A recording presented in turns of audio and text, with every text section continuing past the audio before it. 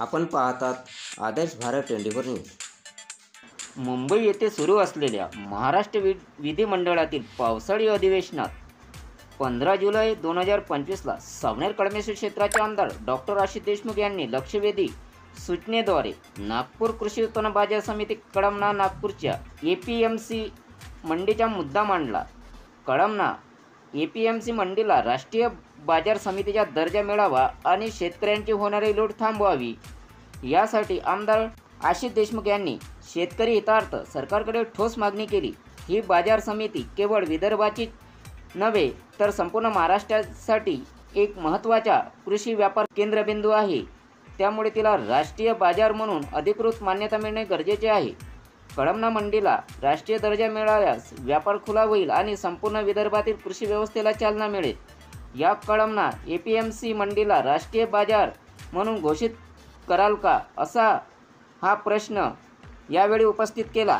त्यावर उत्तर देताना मंत्री महोदय जयकुमार रावल यांनी म्हटले की शेतकऱ्यांचे हित हे महायुती सरकारचे प्राधान्य आहे। राष्ट्रीय बाजार धोरण आणण्याचा सरकार नक्कीच विचार करत आहे। कळमना ही त्या निकषात बसत असल्यास आमदार डॉक्टर आशिष देशमुख यांच्या मागणीला नक्कीच विचार करू व तातडीने सकारात्मक पावले उचलू, असे आश्वासन विधानसभेत दिले।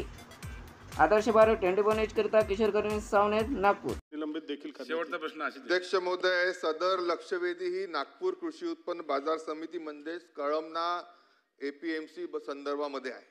आपल्या देशाने 2017 मध्ये मॉडेल कायदा हा APMCचा त्यानिमित्ताने बदल केला। 1970 पासून चालू असलेली ही कृषी मंडी व्यवस्था खऱ्या अर्थाने मागच्या एवढ्या सर्व दशकांमध्ये कालबाह्य झाली आहे। आपल्या सर्व मंड्या या स्मार्ट व्हाव्या, आपल्या सर्व मंड्या त्यानिमित्ताने रेग्युलेशनच्या कडून निघून प्रोत्साहनाच्या कडे दिशेने व्हाव्या आणि ही सदर जी कळमण्याची APMC आहे ती शेतकऱ्यांच्या लूट करण्यासाठी आहे का, आणि तिथे जो सदर भ्रष्टाचार कृष्णाभाऊ खोपडे आणि प्रवीणजी दटके यांनी आपल्यासमोर मांडला तो 55 कोटी रुपयाचा आहे। पण ह्या APMC मध्ये वर्षाचे 3.5 कोटीपेक्षा जास्तीचे व्यवहार हे होत आहेत आणि 70% पेक्षा जास्ती माल हा परराज्यातून येत असल्यामुळे ज्या गोष्टीची मी दखल 2017ची घेतली, अशा परिस्थितीमध्ये कळमना मंडी ही राष्ट्रीय बाजार म्हणून राज्य सरकारने घोषित करावी। शेवटी 2017 पासून आपण हा कायदा स्वीकारला आहे, त्याचे रूल्स अँड रेग्युलेशन देखील बनलेले आहे। आज मुंबई असेल, पुणे असेल, नाशिक असेल किंवा नागपूर असेल, किमान नागपूरच्या कळमना मंडीला पायलट स्वरूपातच का होईना या राष्ट्रीय बाजार समितीचा दर्जा देण्यात यावा, ज्याच्या माध्यमातून होणारा भ्रष्टाचार थांबेल आणि सर्वात महत्त्वाचं म्हणजे शेतकऱ्यांवर अन्याय होणार नाही। सातत्याने व्यापारी आणि आडतीच्या मदतीने तिथे असलेली जी राजकीय व्यवस्था आहे, जे संचालक मंडळ आहे, ते शेतकऱ्यांवर अन्याय करणारं वारंवार ठरलेलं आहे। सदर भ्रष्टाचाराच्या निमित्ताने का आपण ह्या कळमना APMC मंडीला राष्ट्रीय बाजार म्हणून घोषित कराल का, हा माझा मंत्री महोदयांना प्रश्न आहे।